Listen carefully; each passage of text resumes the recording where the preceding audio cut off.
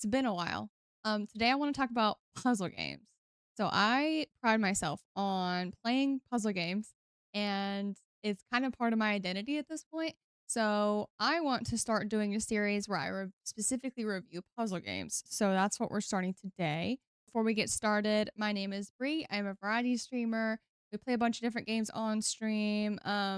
Some puzzle games, some cozy games like Disney Dreamlight Valley. We're currently playing through Kingdom Hearts as well for the first time. So a lot of different types of games if you are interested in stopping by and watching me play some stuff live.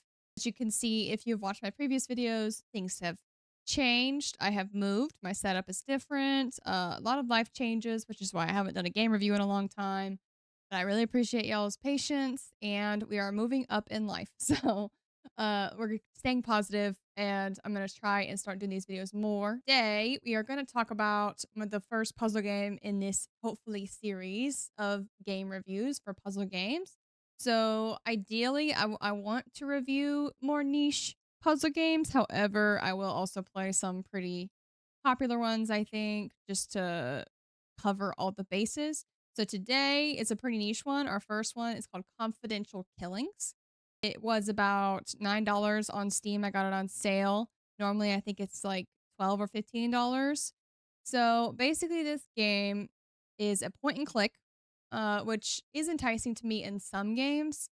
It's a point and click where you develop some stories by clicking on all the characters, seeing what items they have on them, and then gaining clues based on the words that are underlined in each of the items that you look at.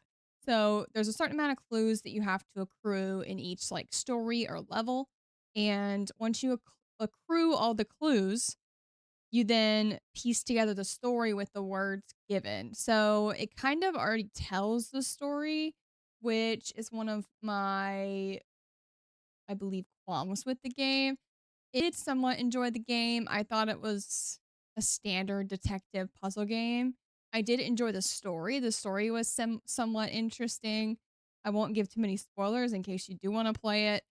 But for me, it was kind of boring figuring out everything for myself and then having to literally put in all the words in the story that they've already written out. So I don't really know how to feel about it. I wasn't the biggest fan, but that is like part of the game. So if you enjoy word games like that, I'm sure you'll like it more.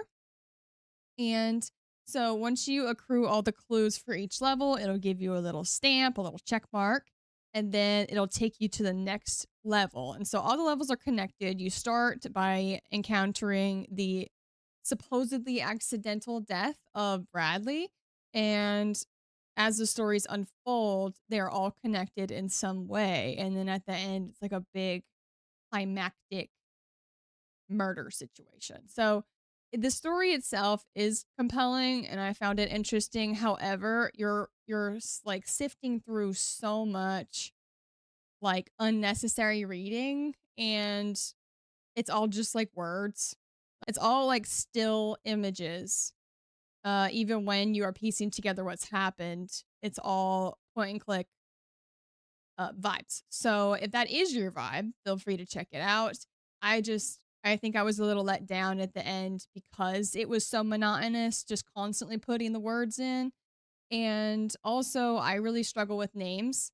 And part of the game is like identifying all the people and finding their names. So for me, it was tedious, constantly going back and forth in like the little journal because I am just so bad with names. But I have a couple critiques. Like I said, it was just kind of monotonous. Every level was the same concept wise. The story was just different. So I wish there was a little more variety across the board.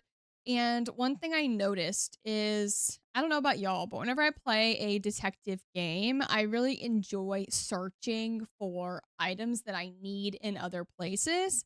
So, like, for example, the Nancy Drew games are classics. We love going to different scenes, grabbing things, not knowing what we need them for yet, and then finding a different place later that we do need it for. I love that. I think that's a very good aspect of detective games. This game only did that one time in the 7 or 8 mysteries that you solve. The only time it did it was in one of the later levels. You come to a door and it says it's locked and you need a key, and then you find somebody with the key and then you go back.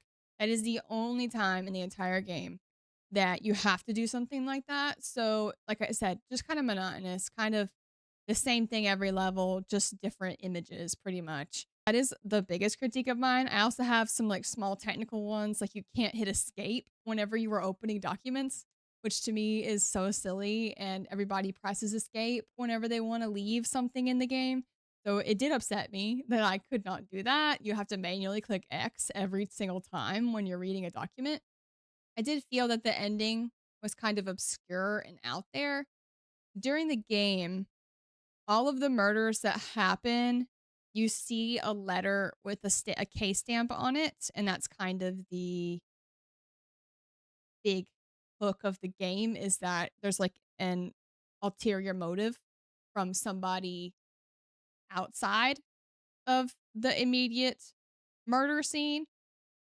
However, the ending that I'm talking about that is out there doesn't even tie to that. It's just like big conspiracy essentially. So I didn't love that. I felt it was a bit reaching, but that's just me. So overall, I felt I'm glad I played the game.